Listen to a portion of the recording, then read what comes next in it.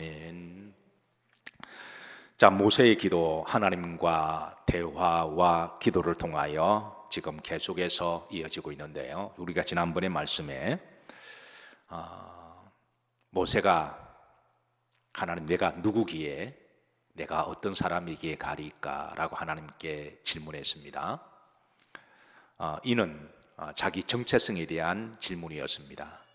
내가 누군가, 내가 누군가.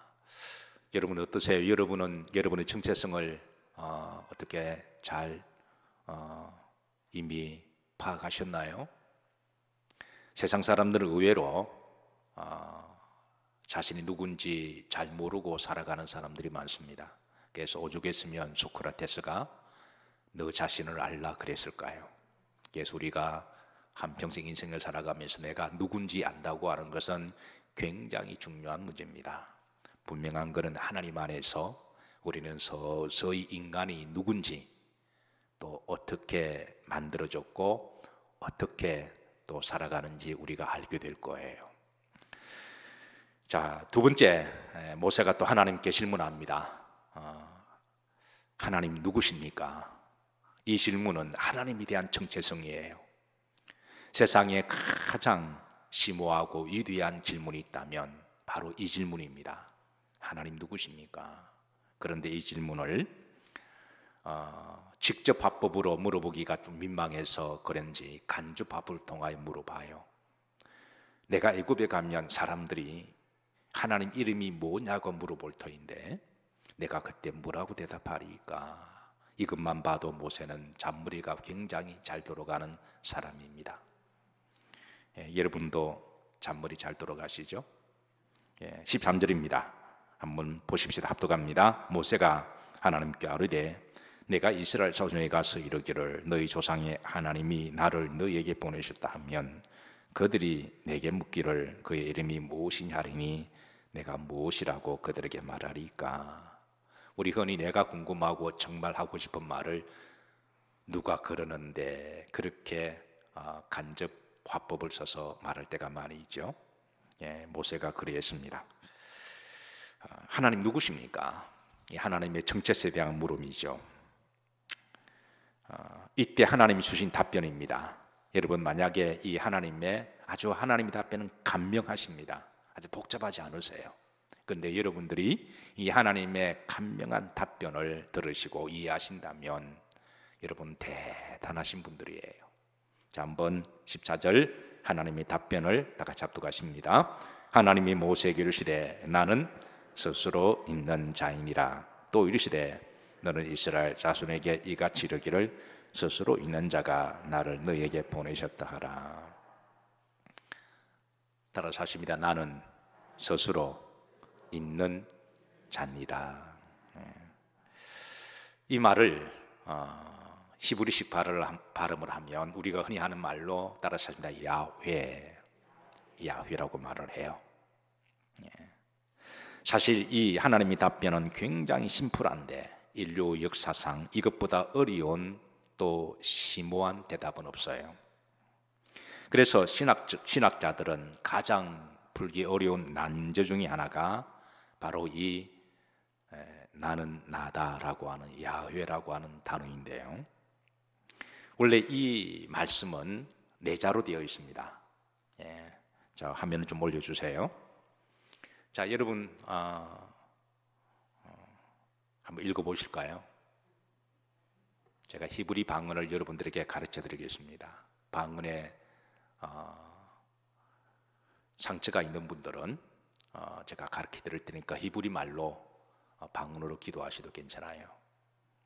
자, 첫 글자가 따라서 합니다. 요드입니다. 요드. 첫 글자가 여러분 왼쪽이 첫 글자일까요? 오른쪽이 첫 글자일까요? 자, 왼쪽이 첫 글자라고 생각하면 손 들어 보세요. 오른쪽이 첫 글자라고 생각하면 손 들어 보세요. 어떻게 잘 아시나요? 히브리 글자는 오른쪽에서도 왼쪽으로 내려가기 때문에 이제 오른쪽에 있는 자가 첫 글자 요드입니다. 그 다음에 따라서 하시면 해라고 하는 글자고요. 그 다음에 바브, 바브. 이 발음하기 좀 힘드신가요? 바브. 그 다음에 마지막 자가 두 번째 거라고 똑같죠? 해라고 하는 글자입니다. 자, 이 네 글자를 히브리인들은 신성문자라고 그렇게 말을 합니다.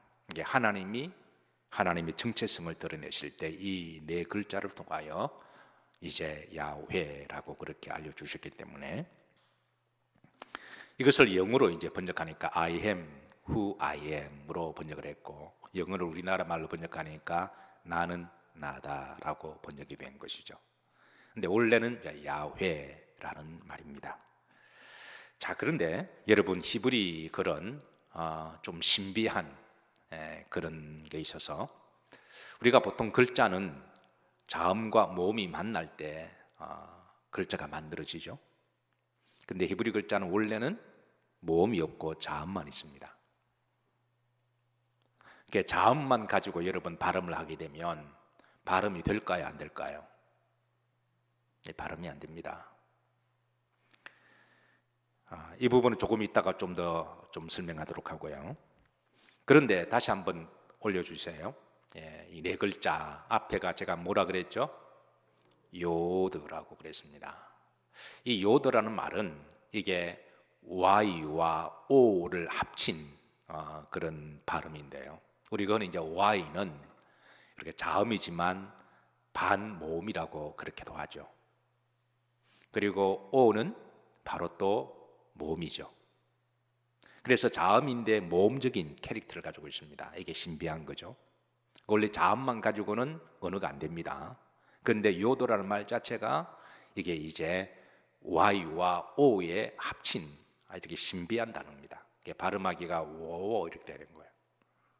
우리가 이제 지금은 이제 히브리 언어가 이 10세기 정도 BC 그때의 학자들이 원래 자음만 있다 보니까 이게 이제 학습이 안 되잖아요.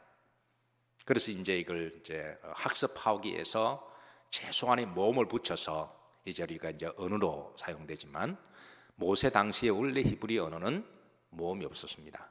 자음만 있었던 거죠. 그래서 앞에를 갖다가 이제 요들을 원래 정확하게 발음하자면 요호야입니다. 그 다음에 따랐습니다.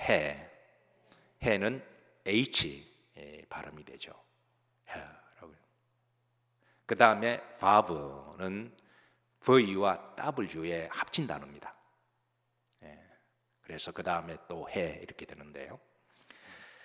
자, 그렇게 해서 여러분 이 네 가지를 제가 이제 설명해 드리니까 합쳐서 한번 발음 한번 해보세요. 호야 이렇게 되는 거예요.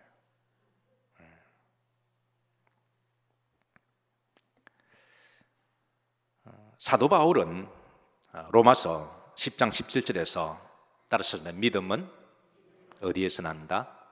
들음에서 난다. 여러분 많이 들어본 말씀이죠. 또 이 말씀 가지고 많이 설교도 하시고 여러분 잘 알고 있는 말씀입니다. 기본적으로 이 말을 문자적으로 보면 물론 우리가 잘 들어야 또 우리가 믿음이 생기죠. 그건 기본적으로 맞습니다. 말씀을 잘 들어야 우리가 뭔가를 이해하고 깨닫고 또 이제 믿음이 생기는 거죠. 그런데 이 말씀은 원래는 이렇게 됩니다. 제가 아까 원래 히브리어 단어는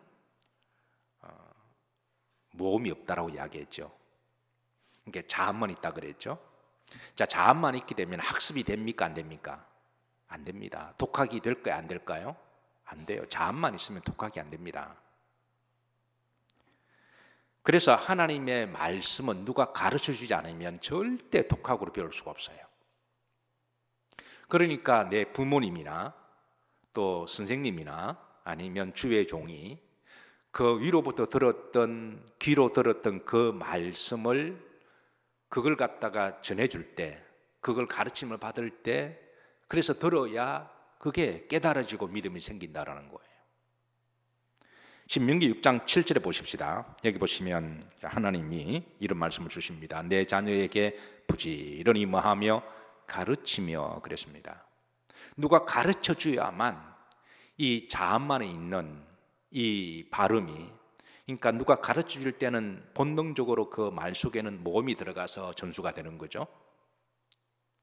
그러니까 자음만 가지고는 스스로 독하게 안 되는 언어기 때문에, 그래서 누가 들었던 말 속에 자음과 모음이 합쳐서 발음되어진 말을 누가 가르쳐 줘야만 그게 내가 배울 수 있는 단어가 바로 히브리어라는 거죠.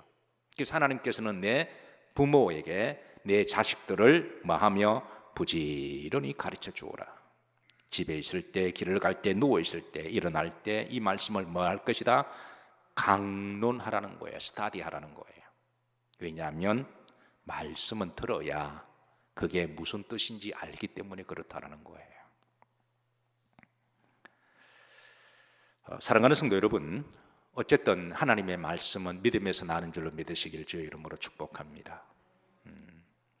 그래서 성경에 믿음은 들음에서 난다고 하는 것은 이 두 가지 의미가 같이 있는 그런 뜻이에요. 우리가 그냥 생각하는 들어야 난다라는 게 아니라 하나님의 말씀은 이제 전수되어지는 그 영성을 통하여 전해진다라고 그렇게 말씀하시는 것이죠. 자, 그런데 왜 모세는 느닷없이 하나님의 이름에 대해서 물었을까요? 그냥 하나님이 누구십니까? 하나님이 어떤 분이십니까? 라고 묻지 아니하고 하나님의 이름을 물었을까요? 그것은 모세는 40년 동안에 애굽에서 살았습니다. 애굽에는 많은 신들이 있었습니다. 그런데 그 신들마다 이름이 있었어요. 그런데 그 애굽의 신들은 소위 말해서 의인화된 신인데요, 애굽 사람들이 만들어진 신들입니다. 그리고 그 신들마다 이름이 있었어요. 그러니까 모세는 40년 동안 애굽에 살다 보니까 거기에 대한 신관을 가지고 있었던 거죠. 그래서 하나님도 이름이 있을 거라고 생각한 거예요. 그래서 하나님 이름이 무엇입니까? 애굽의 신들처럼. 그래서 하나님께서는 하나님 이름을 말씀하지 않고 바로 나는 나다라고 말씀하신 거예요. 왜냐하면 애굽의 신들은 사람 이름을 지어주기 때문에 이름을 지어주는 순간에 그 이름 안에 어떤 사물을 딱 가두어 버리잖아요.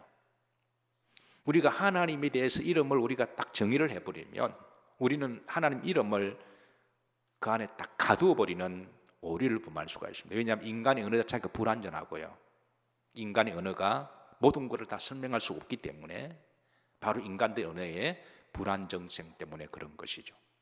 그래서 하나님은 나는 나다. 사람이 이름을 지어줄 수도 없고 사람이 만들 수도 없는 나다, 나다, 그렇게 설명해 줬는데요, 문제는 모세가 이 말을 알아들었을까요? 못 알아들었을까요? 어떠세요 여러분? 하나님이 나다라고 그랬을 때에 모세가 알아들었을까요? 못 알아들었을까요? 못 알아들었습니다. 이 하나님은 시편 91편 14절에 보면 따라서 하십니다. 하나님이 이르시되 저가 나를 사랑한 적 내가 저를 건지리라. 저가 내 이름을 뭐한 적 안적 내가 저를 존귀 여기리라. 원문에는 내 이름들을 안적이라고 되어 있거든요. 성경에 하나님의 이름들이 참으로 많습니다.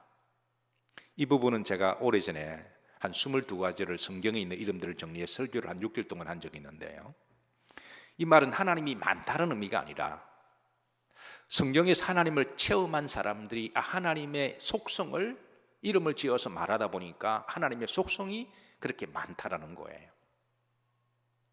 그래서 하나님이 누구십니까? 라고 하는 것은 하나님이 워낙 넓고 크고 깊으신 분이니까 어떤 한 단어로 하나님을 설명하는 것은 불가능하다라는 거예요. 대신에 한 시대를 살아가면서 아브라함은 아브라함대로 하나님을 영적으로 체험했는데 그 하나님은 엘샤다이 하나님이다, 전능하신 하나님이다. 아브라함이 체험했던 하나님은 전능하신 하나님이에요. 다윗이 양을 치면서 광야에서 하나님은 나의 목자가 되신다, 그게 다윗이 체험한 하나님의 속성입니다. 그래서 여호와 로이라고 이야기를 하죠. 기드온은 7년 동안의 전쟁통 속에서 불안과 두려움 속에 살아가다가 하나님을 만났는데 체험했는데 그 하나님은 평강의 하나님이었습니다. 기드온아 평안할지어다. 그래서 그 하나님을 체험하고 기드온은 그쪽에서 평안을 얻습니다. 힘을 얻고 나중에 전쟁에 승리하게 되는 것이죠. 그래서 성경에 있는 하나님의 그 속성은 때로는 이제 체험함을 통하여 우리가 알아가게 되는데요. 모세는 하나님 이름이 무엇입니까? 라고 물었을 때 하나님이 나다 라고 대답하시고, 모세는 이것을 못 알아듣는데 근데 나중에 이제 하나님을 체험하면서 하나님에 대해서 알아가기 시작합니다. 여러분, 우리 인생을 살아가면서 가장 위대한 것은 하나님을 알아가는 것인 줄로 믿으시기를 주의 이름으로 축복합니다. 내가 누구냐? Who am I? 내가 누구냐? 이거를 아는 것도 정말 위대한 일이지만 하나님을 아는 것은 더 위대하고 놀라운 일인 거죠. 자, 모세가 이 하나님의 이 말씀을 못 알아듣죠. 하나님은 이제 그 다음으로 이걸 풀어주세요. 그게 이제 15절입니다. 만약에 모세가 이걸 알아들었더라면 하나님이 15절에 이걸 explain 하지 않았을 거예요.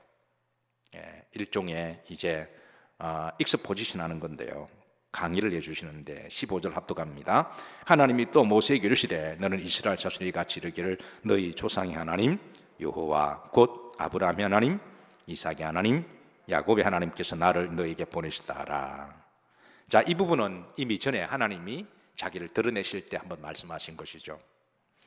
자, 이 나는 아브라함, 이삭, 야곱의 하나님이다. 이게 네 가지 의미가 있다고 말씀드렸는데 기억하시는지 모르시겠어요? 모를 줄 알고 다시 한번 말씀드립니다. 첫 번째는 이 말씀은 따라서 인격적으로 체험되어지는 하나님입니다. 그러니까 하나님은 아브라함만의 하나님이 아니라 이삭의 하나님이시고, 그러니까 이삭의 아버지의 아브라함의 하나님이 아니라 이삭의 하나님이시고, 그리고 야곱의 아버지 이삭의 할아버지 아브라함의 하나님의 족보가 이름은 복잡합니다. 만약 이런 식으로 우리가 하나님만 우리 아담까지 다 올라가야 돼요. 그래서 이렇게 하나님 발음하다가 숨도 못 쉬고 죽을 수도 있습니다.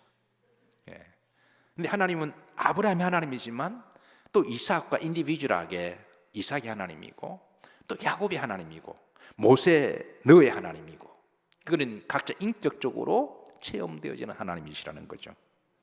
두 번째, 언약의 하나님이심을, 내가 아브라함과 언약했다, 이삭과 언약했다, 언약의 하나님이심을. 세 번째는 생명의 역사를 주관하시는 하나님이심을. 아브라함은 죽어도 하나님 죽은 거 아니잖아요. 이삭은 죽어도 하나님 죽은 거 아닙니다. 사도 바울 죽어도 하나님 죽은 거는 아니에요. 매 시대마다 하나님은 믿음의 사람들을 세우시고 하나님 역사를 이어가게 하십니다. 오늘 시대에 여러분들이 그 믿음의 역사를 이어가시기를 주의 이름으로 축복합니다. 누군가는 영맥을 이어가야 되잖아요. 교회도 누군가는 어떤 교회가 교회 역사를 이어가야 되고요.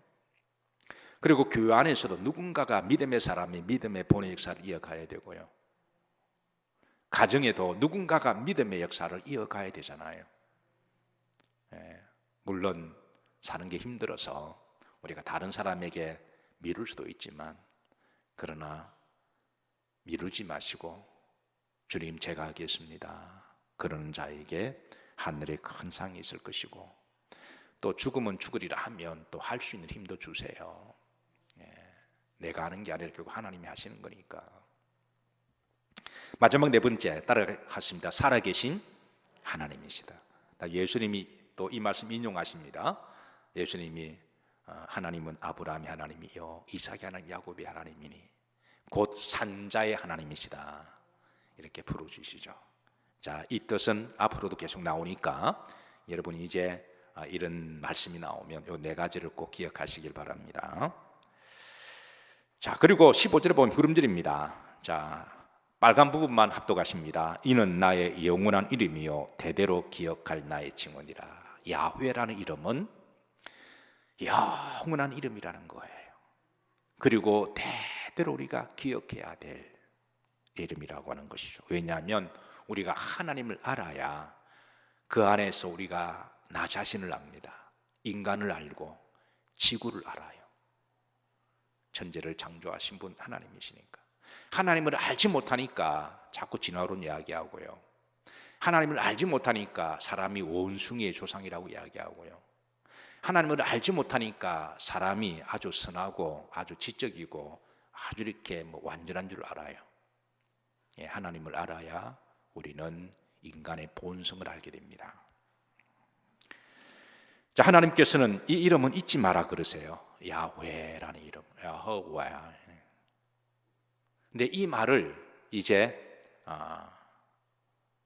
조금 다르게 표현하면 이제 여호와라고, 가장 근접한 발음으로 여호와라고 히브리인들은 발음했습니다. 여호와.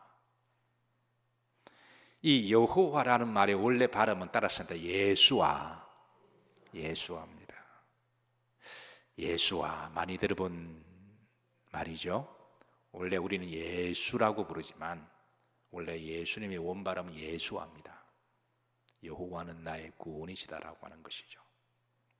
물론 하나님, 우리가 예수님이라 그래도 하나님 영으로 교류하시니까 그걸 믿음을 하시고 받아주시지만, 그러나 여러분 가끔은 기도하실 때 예수와의 이름으로 기도합니다 라고 하셔도 괜찮아요.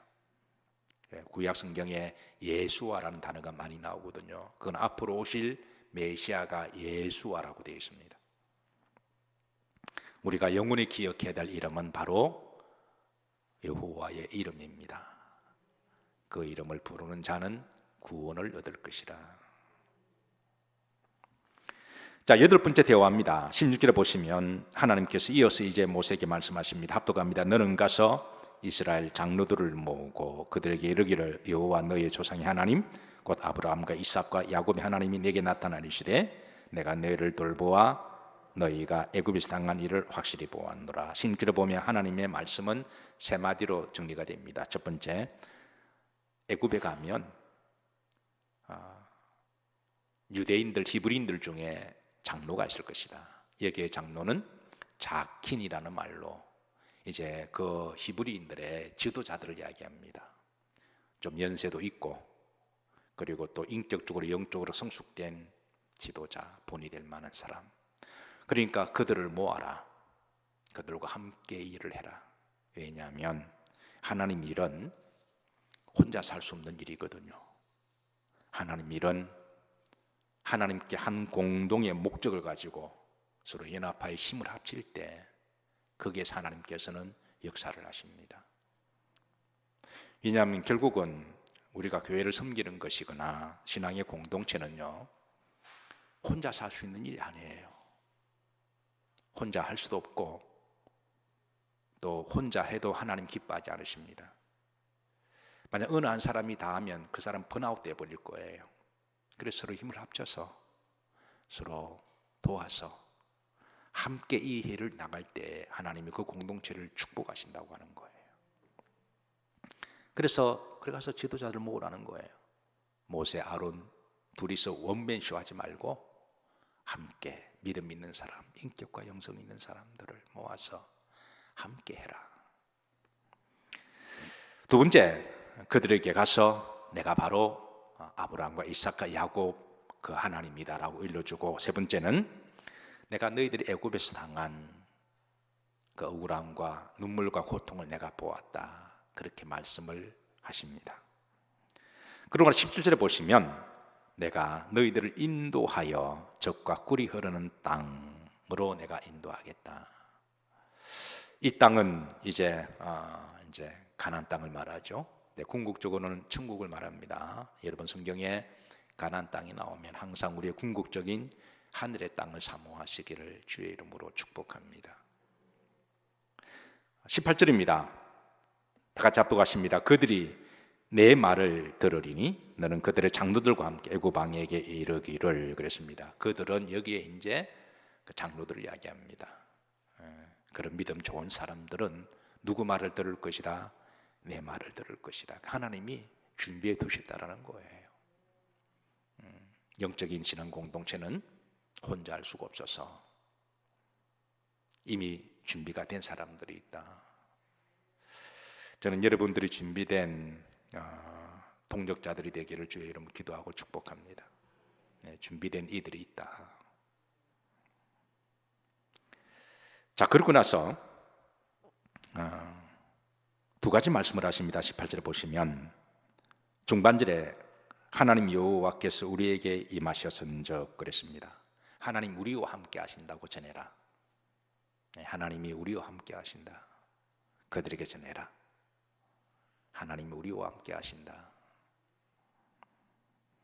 두 번째는 18절 후음절을 보시면 우리가 우리 하나님 여호와께 뭘 드리려? 제사를 드리려 하오니 사올 길 좀 광야로 가 서락하소서. 그러니까 광야로 가는 목적이 어디다는 거예요? 제사를 드리기 위함이라는 거예요. 광야는 우리 인생을 상징합니다. 가나안 땅은 천국을 상징하죠. 그러니까 저들이 출애굽하는 목적이 하나님께 예배를 드리기 위함이 목적이라는 거예요. 우리가 인생을 살아가면서 여러 목적이 있습니다. 근데 그 목적 중에 가장 중요한 목적, 본질 중에 하나가 있다면 우리가 하나님을 아버지로 고백하고 하나님을 믿는 자들에게 하나님이 요구하시는 것 첫 번째가 예배입니다. 그게 목적이라는 거예요.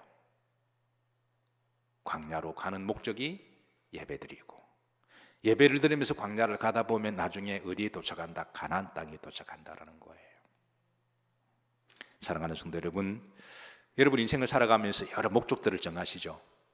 그 목적 중에 항상 첫 번째를 예배의 우선순위에 두시기를 주의 이름으로 축복합니다.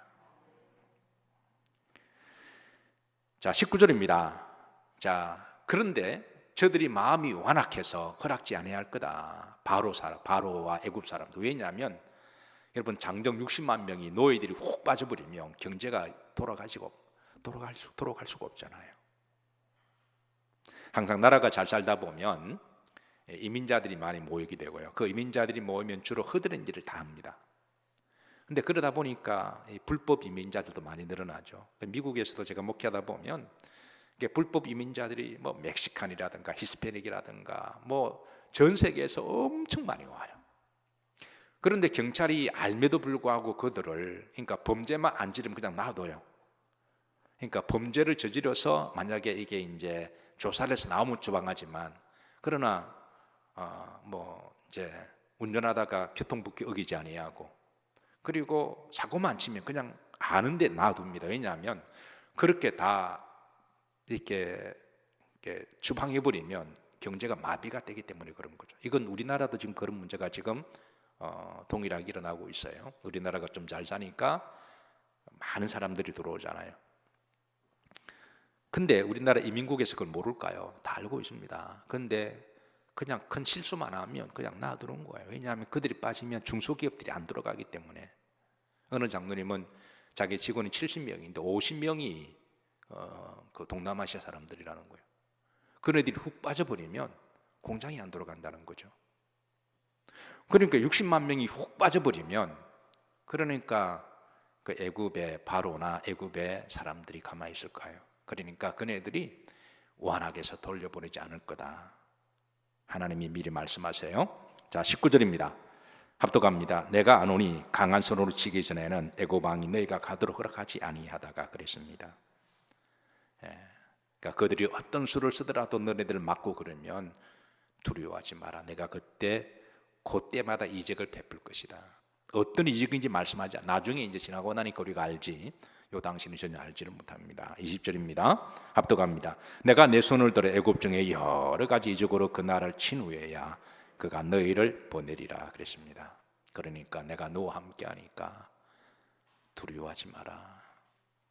그리고 세 번째 마지막입니다. 21절입니다. 합독합니다. 내가 애굽 사람으로 이 백성의 은혜를 입히게 할지라 너희가 나갈 때에는 빈손으로 가지 아니하리니. 그러니까 빈손으로 가지 아니하고, 22절입니다. 여기 보시면 후렴절에 보시면 은폐물, 금폐물, 의복. 여러분 옷 중에 제일 좋은 옷이 어떤 옷이죠? 캐시미어 옷이죠. 당시 이스라엘 백성들이, 히브리인들이 고센 지방에서 뭐 양을 치고 그랬기 때문에 양털을 다 옷들이잖아요. 그 양털이 다 캐시미어잖아요. 그러니까 여러분 당시 이브리 사람들이 엄청 돈을 벌었어요. 거의 뭐 그 고센 지역에 가축은 독점을 했기 때문에 애굽 사람들은 가축을 키우고 잡는 것을 가정이 없기 때문에 히브리 사람들은 직업에 귀천이 없으니까, 그래서 그 엄청나게 벌은 돈이 많이 빼앗기기는 했지만 그래도 여러분 땅속에 파묻어 두었을까요? 안 파묻어 두었을까요? 많이 꿍쳐 놓았습니다. 원래 그건 자기 것들이니까. 그러니까 많이 훑어갔지만 여전히 많이 남아있다라는 거예요. 나갈 때 그거 다 가져가도 하나님 허락한다라는 거. 왜냐하면 너희들이 수고하여 얻은 것들이니까. 금, 폐물, 폐물, 옷, 그리고 실제로 이 출애굽할 때 히브리인들이 가축도 많이 데리고 나가요. 그래서 하나님께서 그들이 수고하고 애쓴 것들을 하나님께서는 다 가져가도록 허락하신다라는 것이죠. 말씀을 정리합니다. 오늘 하나님께서 모세가 누구십니까? 라고 물었을 때 하나님 자기를 정체를 드러내셨습니다. 그리고 너희들이 영원토록 기억해야 될 이름이 뭘 말씀해 주셨고, 그리고 그 하나님의 이름에 대해서 하나님이 어떤 분인지 아브라함이 체험했고 이삭이 체험했고 또 여러분도 체험하시고, 그래서 하나님을 점점 알아가셔서 그 위대한 이름이 나의 하나님이시고 그 이름을 부르실 때마다 위로받으시고 그 이름을 부르실 때마다 여러분이 힘 얻으시고 그 이름을 부르실 때마다 성령의 역사가 있으시고 그 이름을 부를 때마다 구원을 얻으시기를 주의 이름으로 축복합니다.